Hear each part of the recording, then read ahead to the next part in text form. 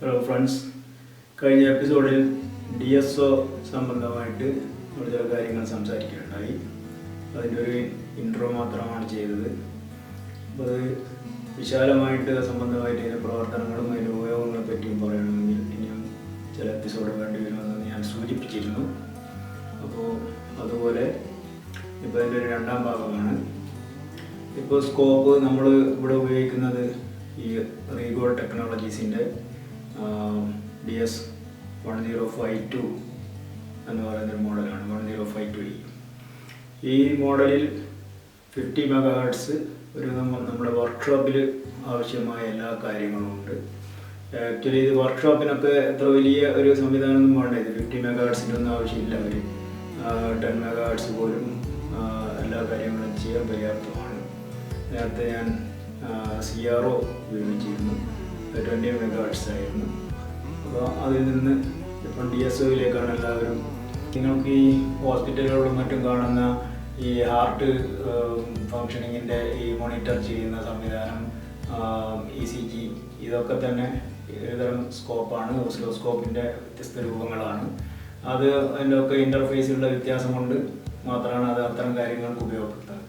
ഈ DSOയോട് ചേർന്നിട്ട് ചില പ്രത്യേകതരം ഇൻ്റർഫേസ് കണക്ഷൻ കൊടുത്തു കഴിഞ്ഞാൽ അത്തരത്തിലുള്ള ഒരു ഇൻസ്ട്രുമെൻ്റ് ആക്കി മാറ്റാനും പറ്റും. ഇതിൽ നമുക്ക് മെയിനായിട്ട് കാണാൻ പറ്റുന്നത് നമ്മുടെ കണ്ണിന് കാണാൻ പറ്റാത്ത ഈ തരംഗങ്ങൾ, ഇലക്ട്രിക് തരംഗങ്ങൾ, റേഡിയോ ഫ്രീക്വൻസി, അത്തരം തരംഗങ്ങളെ നമുക്ക് ഇതിൻ്റെ ഈ സ്ക്രീനിൽ കൂടി മനസ്സിലാക്കാൻ പറ്റും, കാണാൻ പറ്റും. മുമ്പൊക്കെ നമ്മൾ ഒരു ഊഹാപോഹം മാത്രമേ ഉണ്ടായിരുന്നുള്ളൂ. ഇപ്പം അതല്ല. ഇപ്പം നമ്മൾ CROയിൽ കൂടി കണ്ടു. ഇപ്പം ഈ DSOയിൽ കൂടി വളരെ വ്യക്തമായി കാണുന്നു. DSO ഇപ്പം പരിഷ്കരിച്ച നിലക്ക് MSO എന്നൊക്കെ പറഞ്ഞിട്ട് പുതുതായിട്ട് വന്നു തുടങ്ങിയിട്ടുണ്ട്. നമുക്ക് മൾട്ടി ഫങ്ഷണൽ ഡിജിറ്റൽ സ്കോപ്പാണ്. അത്തരത്തിലുള്ള അതായത് ഈ സ്പെക്ട്രം അനലൈസറും അതുപോലെ മറ്റുള്ള ചില കൗണ്ടിങ് സംവിധാനങ്ങളൊക്കെ ഉള്ള MSO ഇറങ്ങിയിട്ടുണ്ട്. അപ്പോൾ ഇത് നമ്മൾ ഇനിയിപ്പം ഉള്ള ഉപയോഗത്തിന് ഇത് വർക്ക്ഷോപ്പുകൾക്ക് നിർബന്ധമായിട്ടും വേണ്ടതാണ്. കാരണം ഇത്തരത്തിലുള്ള ഉപകരണങ്ങളില്ലാതെ നമുക്ക് ഫോൾട്ട് ഫൈൻഡ് ഔട്ട് ചെയ്യാനോ ശരിയാക്കി എടുക്കാനോ സാധ്യമല്ല. പിന്നെ കണ്ണുകുട്ടികൾ അടിക്കുന്ന മാതിരി എവിടെയോ എന്തൊക്കെയോ പാർട്സ് മാറ്റിയത് കൊണ്ട് അങ്ങ് ശരിയായി പോകുന്ന സംഭവങ്ങളാണ് മിക്കവാറും ചില വർക്ക്ഷോപ്പുകളൊക്കെ ചെയ്യുന്നത്. അങ്ങനെ ചെയ്യുന്നത് കൊണ്ട് 2-3 പ്രശ്നങ്ങളുണ്ട്. ഒന്നെന്ന് വെച്ചാൽ നമ്മൾ വിചാരിക്കാത്ത വിധം എക്സ്പെൻസ് വരും. പല പാർട്സുകളും മാറ്റിയിട്ട് അയാൾ അവസാനം എല്ലാം കാൽക്കുലേറ്റ് ചെയ്ത് നോക്കിയാൽ നല്ലൊരു സംഖ്യ വരും. പിന്നെ മറ്റൊരു കാര്യം എന്ന് പറഞ്ഞാൽ കൃത്യമായ ഫോൾട്ട് ഫൈൻഡ് ഔട്ട് ചെയ്യാത്തതുകൊണ്ട് ഒരുപക്ഷെ അത് വർക്ക് ചെയ്തെങ്കിലും ഫോൾട്ട് അതിനകത്ത് കിടക്കും. അപ്പോൾ ഏതാനും ദിവസം കൊണ്ട് വീണ്ടും ഫോൾട്ട് വരും. അല്ലെങ്കിൽ ഈ ഇട്ട ഈ പാർട്സിൻ്റെ കാരണം വേറെ വല്ല ഫോൾട്ടും വന്ന് വരാനും സാധ്യതയുണ്ട്. അപ്പോൾ അതെല്ലാം കൊണ്ട് ഇത്തരത്തിലുള്ള ശരിയായ ഉപകരണങ്ങൾ ഉപയോഗിച്ചുകൊണ്ട് ഇതിൻ്റെ ഫോൾട്ട് ഡിറ്റക്ട് ചെയ്ത് ഫോൾട്ട് നോക്കി മനസ്സിലാക്കി അതിനെ ചികിത്സിക്കുക എന്നുള്ളതാണ് അഭികാമ്യമായ കാര്യം. അപ്പോൾ നമുക്ക് വീണ്ടും ഇതിൻ്റെ ശേഷഭാഗങ്ങളിലേക്ക് കടക്കാം.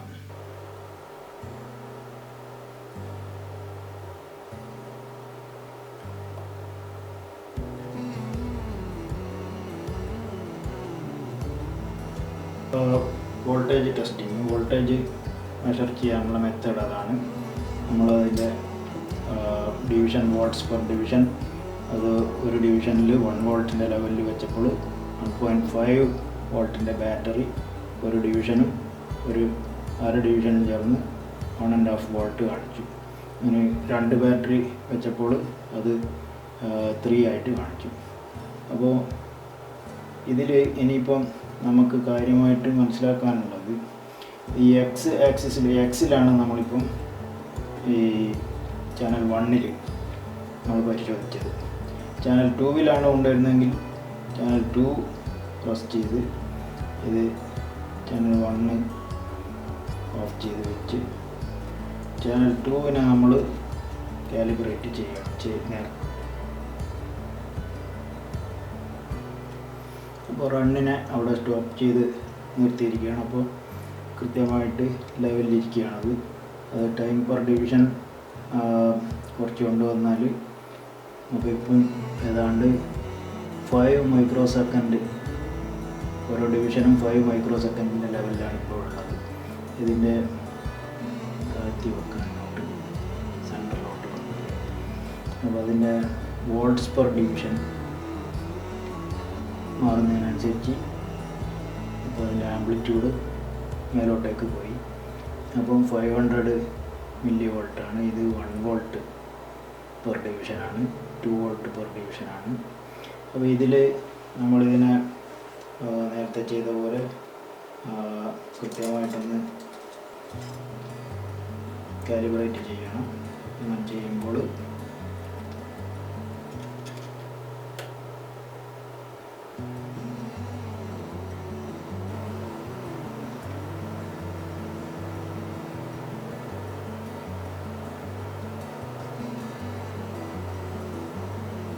ഇത് ടൈം പെർ ഡിവിഷൻ കുറച്ച് വൈഡാക്കി വെച്ച് എന്നിട്ട് വോൾട്ട്സ് പെർ ഡിവിഷൻ ചുരുക്കിയാൽ നമുക്കൊരു ക്ലിയർ ആയിട്ടുള്ളൊരു വ്യൂ കിട്ടും.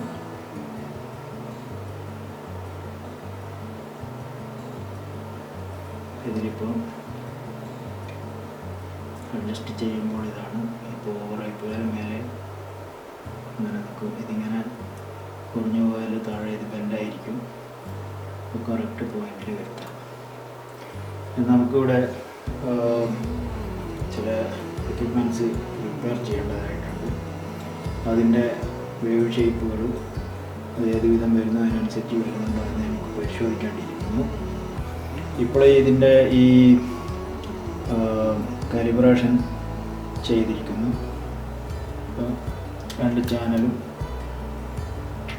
ഓക്കെയാണ്. അപ്പം നമുക്കിപ്പം ഇതിനകത്ത് ഇനിയിപ്പം ടൈം പെർ ഡിവിഷൻ പറഞ്ഞില്ലേ, ഈ ഹൊറിസോണ്ടലായിട്ട് വരുന്ന ഇങ്ങനെ കള്ളികളുടെ ഇതാണ് ടൈം പെർ ഡിവിഷനായിട്ട് വരിക. അപ്പോൾ ഈ വെർട്ടിക്കലായിട്ട് കുത്തിയിരിക്കുന്ന ഇതാണ് വോൾട്ടേജ്.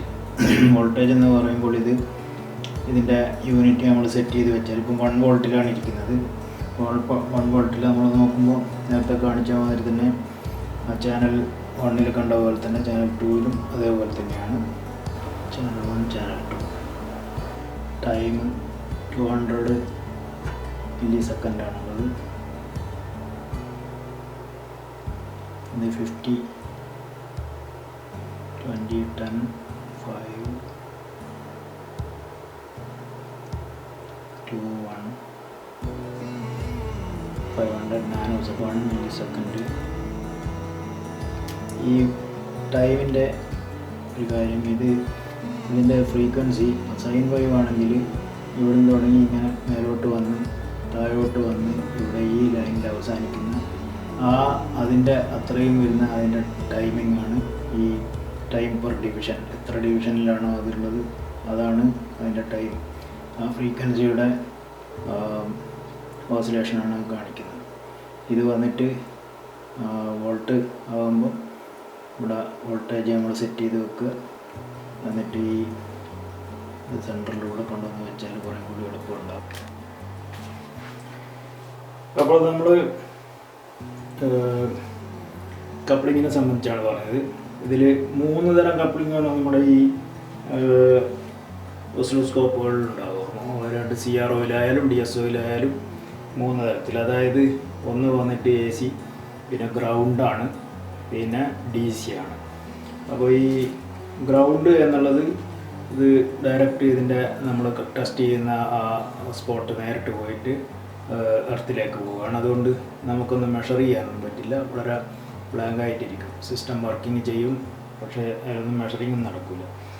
അതേ അവസരത്തിൽ AC കപ്ലിങ്ങിൽ മോഡൽ വെക്കുമ്പോൾ ഈ ക്രിസ്റ്റലുകൾ എന്ന് പറയുന്നത് ധാരാളം ക്രിസ്റ്റലുകൾ, ചെറിയ ക്വാർട്സ് ക്രിസ്റ്റലിൻ്റെ ചെറിയ സ്റ്റീൽ പോലത്തെ ഒരു ബോക്സിനുള്ളിലായിട്ട് അത്തരം സർക്യൂട്ടുകളിൽ നമ്മൾ ഈ ലാപ്ടോപ്പിലായാലും അതുപോലെ തന്നെ ഈ പരിഷ്കരിച്ച സ്മാർട്ട് TVകളിലും ഒക്കെ ധാരാളമായിട്ടുണ്ട്. അതിൽ ചില ഫ്രീക്വൻസികൾ ഉൽപ്പാദിപ്പിക്കാനും മറ്റുമൊക്കെയാണ്.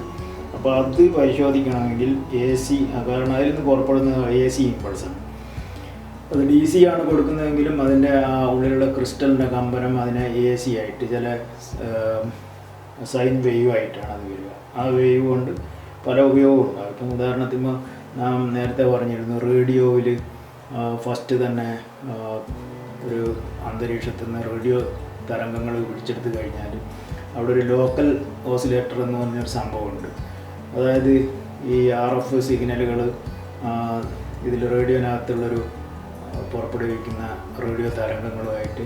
അപ്പോൾ അത് മിക്സ് ചെയ്ത് അതിൽ നിന്ന് ഡിറ്റക്ട് ചെയ്ത് ഇതിനെ ട്യൂൺ ചെയ്ത് അപ്പോൾ നമ്മുടെ റേഡിയോ സ്റ്റേഷൻ പുറപ്പെടുവിക്കുന്ന ആ തരംഗത്തിൻ്റെ ശരിയായ രൂപത്തിലാക്കി മാറ്റുന്നു. അപ്പോൾ അതിന് ലോക്കൽ ഓസിലേറ്റർ സാധാരണ കോയിൽ ഉപയോഗിച്ചിട്ടാണ് RC കപ്ലിങ്. നമുക്കറിയുന്ന പോലെ റെസിസ്റ്റൻസ്, കപ്പാസിറ്റൻസ്, കോയിൽ അങ്ങനെയുള്ള സിസ്റ്റത്തിലാണ്. പക്ഷേ ഈ ക്രിസ്റ്റൽ ഇന്നിപ്പം അതെല്ലാം പോയി ഇപ്പം ക്രിസ്റ്റൽ തന്നെയാണ് ധാരാളമായി ഉപയോഗിക്കുന്നത്. ഈ ക്രിസ്റ്റൽ നേരത്തെ അതൊക്കെ ബലപ്പിടിച്ച സാധനമായിരുന്നതുകൊണ്ട് അപൂർവമായിട്ടേ ഉപയോഗിച്ചിരുന്നുള്ളൂ. ഇപ്പം യഥേഷ്ടം ഉപയോഗിക്കാൻ കിട്ടുന്നുണ്ട്. എല്ലാത്തിലും ഈ ക്രിസ്റ്റൽ ഓസിലേറ്ററുകളും മറ്റുമാണ് ഉപയോഗിക്കുന്നത്. അപ്പോൾ ഈ ക്രിസ്റ്റൽ പരിശോധിക്കാൻ വളരെ ഉപകാരപ്രദമാണ് ഈ DSO. ഇതിൽ DSOയിൽ നോക്കി മനസ്സിലാക്കാൻ പറ്റും. ഇന്ന് ഇലക്ട്രോണിക്സ് വർക്ക്ഷോപ്പുകളിൽ ഈ കാലഘട്ടത്തിൽ വളരെ അത്യന്താപേക്ഷിതമായ ഒരു ഉപകരണമാണ് DSO. അത്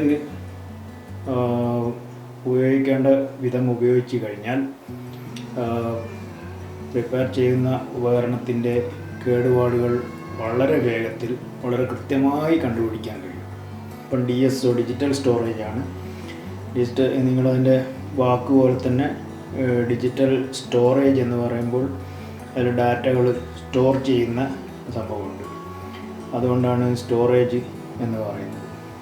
മാത്രമല്ല അതിൽ ചില കാൽക്കുലേഷൻസ്, ഇതിൻ്റെ ഫ്രീക്വൻസികളെ പറ്റി ചില കാര്യങ്ങൾ താരതമ്യം ചെയ്യാനും ഒക്കെ കഴിയും. പിന്നെ അതിൻ്റെ രണ്ട് വിധത്തിൽ ഒരു ഓസിലോസ്കോപ്പ് വെച്ച് ഉപയോഗിക്കുമ്പോൾ രണ്ട് വിധത്തിലുള്ള പരിശോധനയാണ് നമ്മൾ സാധാരണയായി നടത്താറ്. ഒന്ന് അതിൻ്റെ തരംഗത്തിൻ്റെ ആംപ്ലിറ്റ്യൂഡ് അല്ലെങ്കിൽ വോൾട്ടേജ് ലെവൽ, അതിൻ്റെ ആ തരംഗത്തിൻ്റെ ഉയർച്ച താഴ്ച, അതിൻ്റെ പരിശോധന. രണ്ടാമത്തെ വിഷയം അതിൻ്റെ ഒരു ടൈം പീരിയഡാണ്.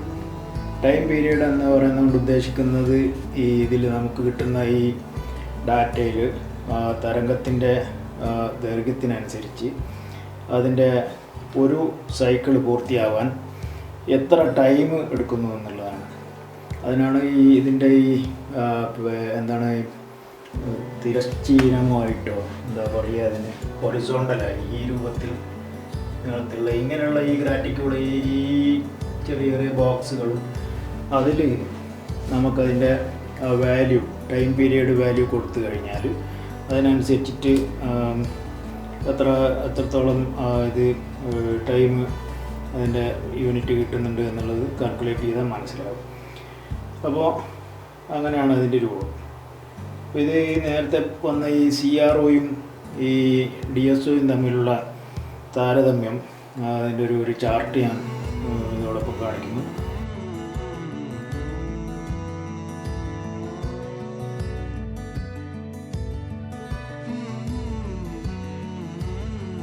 ഇത് രണ്ടിൻ്റെയും ബ്ലോക്ക് ഡയഗ്രാം ഞാൻ നിങ്ങൾക്ക് കാട്ടിത്തരാം. ബ്ലോക്ക് ഡയഗ്രാം എന്ന് പറയുമ്പോൾ അതിൻ്റെ ഒരു നിർമ്മാണ ഘടന അത് എങ്ങനെയാണെന്ന് സർക്യൂട്ട് റീഡിങ് ചെയ്യാൻ അറിയാവുന്നവർക്കറിയാം.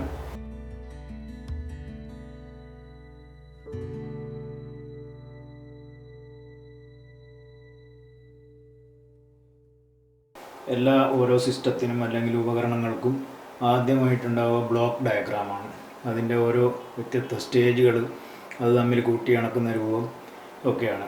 അപ്പോൾ അതായി തീർന്നാലാണ് പിന്നെ സ്കെമാറ്റിക് ഡയഗ്രാം എന്ന് പറയും.